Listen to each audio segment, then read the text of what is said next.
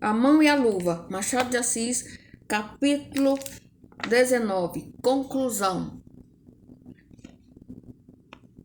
Marcado o casamento para 2 meses depois, todo o tempo de intervalo foi despendido pelos noivos daquele deleitoso viver, que já não é o colóquio furtivo do simples namoro, nem é ainda a intimidade conjugal, mas um estado intermédio e consentido em que os corações podem tornar-se livremente um no outro.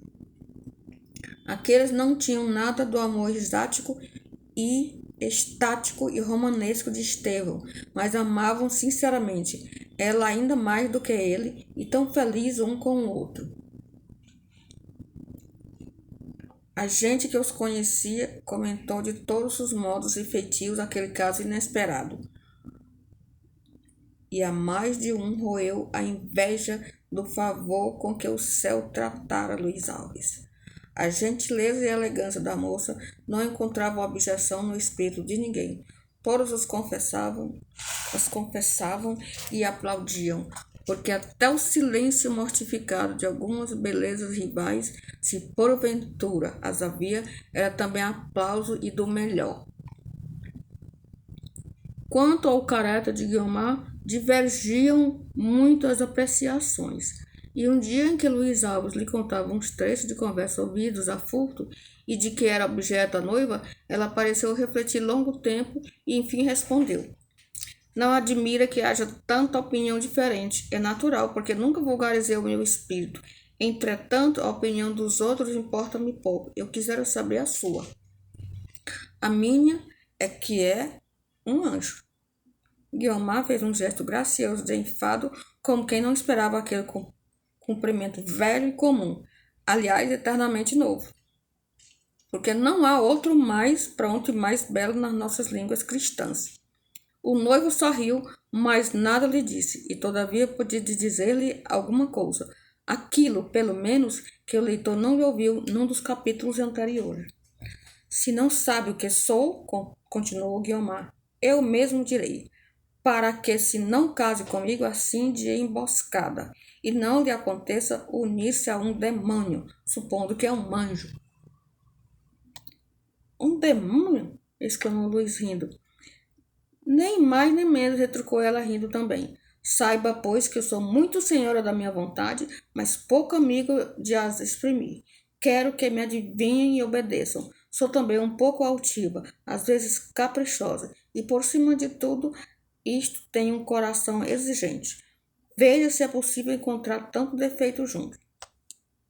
Luiz Alves respondeu que eram tudo qualidades excelentes e esteve quase a dizer que lhe faltava mencionar ainda outra, que era a fundamental de todas. Preferiu aludir a ela depois do casamento. O casamento efetuou-se no dia marcado com a solenidade do estilo. A manhã daquele dia trajava um manto de neblina cerrada que o nosso inverno lhe pôs aos ombros, como para resguardá-la do rigor benigno da temperatura, manto que ela sacudiu dali a nada, a fim de mostrar qual era uma deliciosa e fresca manhã fluminense. Não tardou que o sol batesse de chapa nas águas tranquilas e azuis, e essas colinas onde o verde natural ia alternado com a alvura das habitações humanas. Vento nenhum, apenas uma aragem, branda e fresca, que parecia o último respirar da noite já remota e que só a trechos agitava as folhas do arvoredo. A chácara naquele dia era a mesma que nos outros, mas Guiomar achou-lhe um aspecto novo e melhor, como uma expansão divina que animava as coisas ao redor dela. Toda a alma feliz é panteísta. Parece-lhe que Deus lhe sorri de dentro da flor que desabrocha, do fundo da água que serpeia murmurando, e até de envolta com cipó humilde e rústico, ou no seixo branco e desprezado do chão. Era assim a alma de Guiomar naquela manhã. Nunca as árvores, as flores, a grama rasteira lhe pareceram mais vicejantes.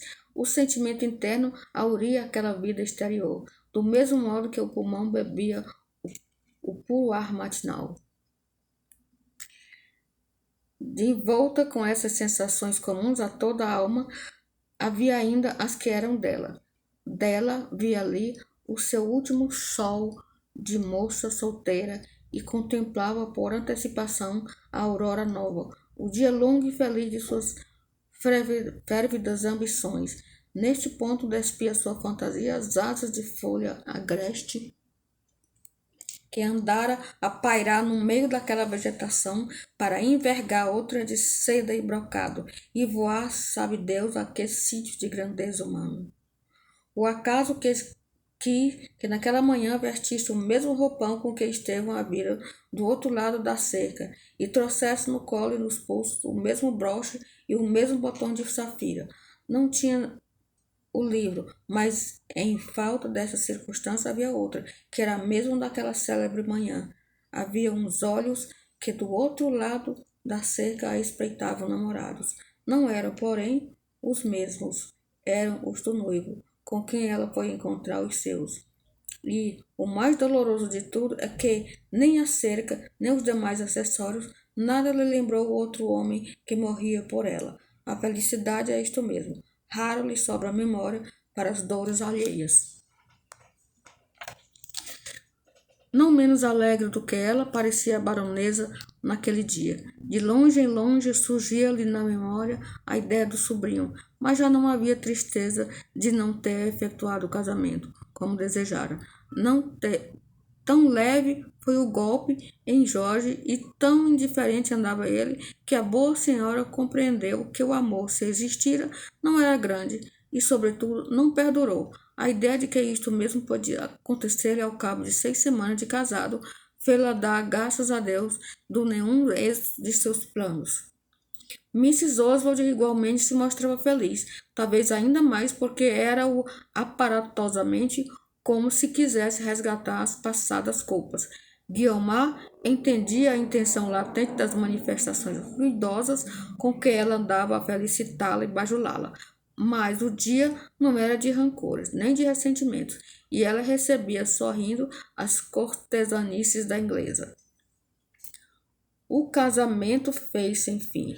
As lágrimas que a baronesa derramou quando viu Guiomar ligada para sempre foram as mais belas joias que lhe podia dar.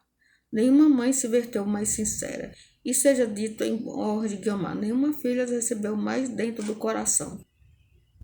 Na noite do casamento, quem olhasse para o lado do mar veria pouco distante dos grupos de curiosos atraídos pela festa de uma casa grande e rica, um vulto de homem sentado sobre uma laje que a casa topara ali. Quem está afeito a ler romances e leu esta narrativa desde o começo, supõe logo que esse homem podia ser Estevão. Era ele. Talvez o leitor, em lance idêntico, fosse refugiar-se em sítio tão remoto que mal pudesse acompanhá-lo a lembrança do passado. A alma de Estevão sentiu uma necessidade cruel e singular, o gosto de revolver o ferro na ferida, uma coisa a que chamaremos voluptuosamente da dor, em falta de melhor denominação.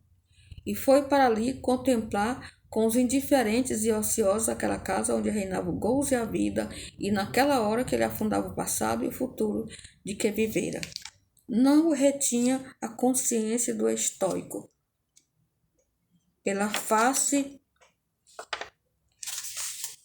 emagrecida e pálida lhe corriam as lágrimas derradeiras, e o coração, colhendo as forças que lhe restavam, batia-lhe forte na arca do peito. Defronte dele refulgia de todas as suas luzes a mansão afortunada. Detrás batia a onda lenta e melancólica, e via-se o fundo da enseada, escuro e triste. Esta disposição do lugar servia ao plano que ele concebera, e era nada menos do que manter-se ali mesmo, quando já não pudesse sofrer a dor, espécie de vingança última que queria tomar dos que o faziam padecer tanto, complicando-lhes a felicidade com o remorso. Mas este plano não podia realizar-se, pela razão de que era mais um devaneio, que se lhe dissipou como os outros. A frouxidão do ânimo negou-lhe essa última ambição. Os olhos podiam fitar a morte, como podia encarar a fortuna, mas faltavam-lhe os meios de caminhar a ela. Esteve ali, pois, até o fim, e em vez de mergulhar na água e no nada, como delineara, regressou tristemente para casa, trôpego como um ébrio, deixando ali a sua mocidade toda, porque a que levara era uma coisa descolorida e seca, estéril e morta. Os anos passaram depois, e à medida que vinham, ia-se Estevão afundando-se no mar vasto e escuro da multidão anônima. O nome, que não passara da lembrança dos amigos, aí mesmo morreu, quando a fortuna o distanciou deles. Se ele ainda vegeta em algum recanto da capital, ou se acabou em alguma vida do interior, ignora-se. O destino não devia mentir, nem mentiu a ambição de Luiz Alves. Guiomar acertara. Era aquele homem forte. Um mês depois de casados, como eles estivessem a conversar do que conversam os recém-casados, que é de si mesmos, e a relembrar a curta campanha do namoro, Guiomar confessou ao marido que naquela ocasião lhe conhecera todo o poder de sua vontade. Vi que você era um homem resoluto, disse a moça a Luiz Alves, que assentando a escutava. Resoluto e ambicioso, ampliou Luiz Alves sorrindo. Você deve ter percebido que sou uma e outra coisa. A ambição não é defeito. Pelo contrário, é virtude. Eu sinto que a tenho e que hei de fazê-la vingar. Não me fio só na mocidade e na força moral. Fio-me também em você, que há de ser para mim uma força nova. Oh, sim, exclamou Guiomar. E com um modo gracioso continuou. Mas que me dás você em paga? Um lugar na Câmara? Uma pasta de ministro? O lustre do meu nome, respondeu ele. Guiomar, que estava de pé defronte ele, com as mãos presas nas suas, deixou-se cair lentamente sobre os joelhos do marido e as duas ambições trocaram o ósculo fraternal. Ajustavam-se ambas como se aquela luva tivesse sido feita para aquela mão. Fim.